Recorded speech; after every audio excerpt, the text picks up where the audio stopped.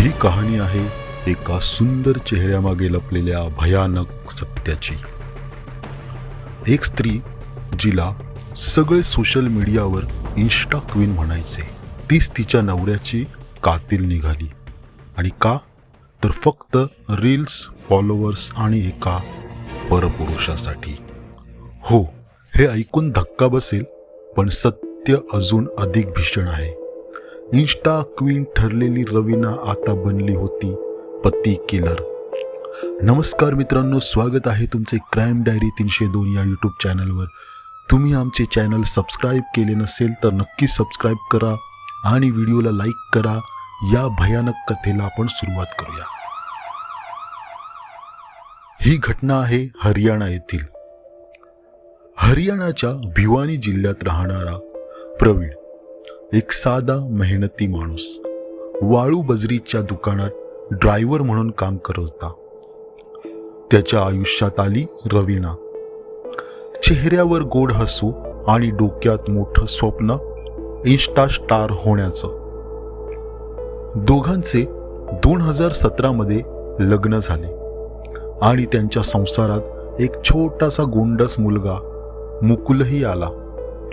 सुरुवातीला सगळं सुरळीत होतं, पण सोशल मीडियाने रवीना बदलली. इंस्टाग्रामवर फोटो, व्हिडिओज, रील्स यांचं वेळ तिच्या डोक्यात बसलं होतं. तिनं इंस्टाग्राम खातं सुरू केलं आणि त्यावर काही बोल्ड फोटो, व्हिडिओ बनवण्यास सुरुवात केली. तिचे व्हिडिओ पाहिलात तर ती काय व्हिडिओ बनवते हे तुम्हाला कळेल. इंटरनेटच्या युगात तिचे पाऊल पडले होते. या इंटरनेटवरच तिची ओळख झाली सुरेश सोबत. सुरेश हा यूट्यूबर जो फोटोशूट करत होता, व्हिडिओ बनवत होता. त्या ओळखीचं रूपांतर झालं प्रेमात आणि मग सुरू झाला धोका, फसवणूक आणि शेवटी खून. प्रवीणला सगळं समजायला लागलं होतं. रवीना दिवसेंदिवस बदलत होती. तिला आता सुरेशशिवाय करमत नव्हतं. तिचा मोबाईल, तिचं वेळोवेळी गायब होणं आणि सतत सोशल मीडियावर राहणं यामुळे प्रवीणच्या मनात संशय उभा राहिला होता. पण तो दिवस त्याच्या आयुष्यातील भयानक दिवस ठरला. तो दिवस होता 25 मार्च 2025. त्या दिवशी प्रवीणने स्वतःच्या घरातच रवीना आणि सुरेशला आपत्तीजनक अवस्थेत रंगेहात पकडलं होतं. त्याच्या पायाखालची वाळू सरकली. आपली बायको असे करू शकते यावर त्याला विश्वास बसत नव्हता. दोघेही एकमेकांच्या बाहुपाशात होते. हे पाहिल्यानंतर प्रवीणच्या तळपायाची आग मस्तकात गेली होती. तेव्हा प्रचंड वाद झाला आणि त्या रात्री रवीना, सुरेशने मिळून एक अमानुष निर्णय घेतला.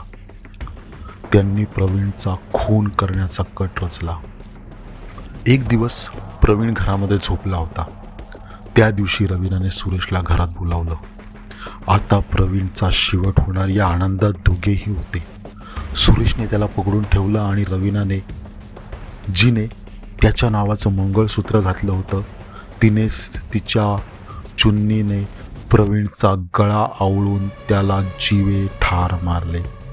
एका क्षणात पती, तिच्या मुलाचा वडील आणि तिच्या आयुष्याचा सोबती संपला होता. पण इथंच सर्व संपलं नव्हतं. शव झाकण्यासाठी त्यांनी त्याला चादरीत गुंडाळलं आणि मध्यरात्री बाईकवर तब्बल 6 किलोमीटर लांब नेऊन एका नाल्यात फेकून दिलं. हे करताना CCTV फुटेजमध्ये सगळं कैद झालं होतं. बाईक चालवणारा सुरेश, मधोमध काहीतरी जड वस्तू आणि मागे बसलेली रवीना. त्यानंतर 3 दिवस प्रवीण बेपत्ता होता. त्याचा मोबाईल बंद होता. कुठेही त्याचा थांगपत्ता लागत नव्हता. कुटुंबियांनी शोधाशोध केली. शेवटी पोलिसांनी तपास सुरू केला आणि नाल्यातून मिळालं प्रवीणचं विकृत अवस्थेतील शव. CCTV फुटेज, रवीना आणि सुरेशचे कॉल डिटेल्स आणि चौकशीत उलगडलं सत्य. यामुळे अखेर रवीना पोलिसांच्या कचाट्यात सापडली. आधी रडून, खोटं बोलून, अगदी स्वतःच्या वडिलांनाही फसवून देणारी रवीनाने शेवटी मान्य केलं. ती म्हणाली, हो, मी आणि सुरेशने हा खून केलाय. तिच्या वडिलांनी ज्या प्रवीणच्या तपासासाठी आग्रह केला होता त्यांना माहीत देखील नव्हतं त्यांच्या मुलीने असा प्रकार केला आहे. आज रवीना न्यायालयीन कोठडीत आहे आणि सुरेश अजूनही फरार आहे. पोलिसांनी त्याला पकडण्यासाठी शोध मोहीम सुरू केली आहे. सोशल मीडियावर क्यूट कपल म्हणून ओळखलं जाणारे हे दोघं आता देशभरात किलर कपल म्हणून ओळखलं जात आहे. या घटनेची तुलना सौरभ मुस्कान हत्याकांडाशी होत आहे, जिथे मुस्कानने आपल्या पतीचा खून तिच्या प्रेमी साहिलसाठी केला होता. दोघीही प्रेमात इतक्या अंध झाल्या की त्यांनी पतीचा जीव घेणं योग्य मानलं. ही गोष्ट शिकवते की सोशल मीडियावर दाखवला जाणारा चेहरा, सुंदर फोटो, रील्स यामागे काय चाललं आहे ते कधीच माहीत नसतं. प्रसिद्धी, फॉलोअर्स आणि लाईक्सच्या मागे धावताना जेव्हा माणूस आपली माणुसकी गमावतो तेव्हा तेच होतं जे प्रवीणच्या बाबतीत झालं. आजही त्यांचा मुलगा मुकुल, जो फक्त 6 वर्षाचा आहे, आपल्या आईवडिलांपैकी कोणालाही जवळ नसताना नातेवाईकांच्या आश्रयाखाली आहे. त्याचं बालपण आईच्या महत्त्वाकांक्षेच्या आणि बापाच्या खुनाच्या छायेत गेलेलं आहे. माझ्या मित्र आणि मैत्रिणींनो, एक विनंती आहे, या चॅनलला सबस्क्राईब करा. मागील अनेक महिन्यांपासून व्हिडिओ बनवत आहे, पण लोक सपोर्ट करत नाही. तुम्ही या मराठी भावाला सपोर्ट करा प्लीज, नाहीतर हा चॅनल बंद पडेल.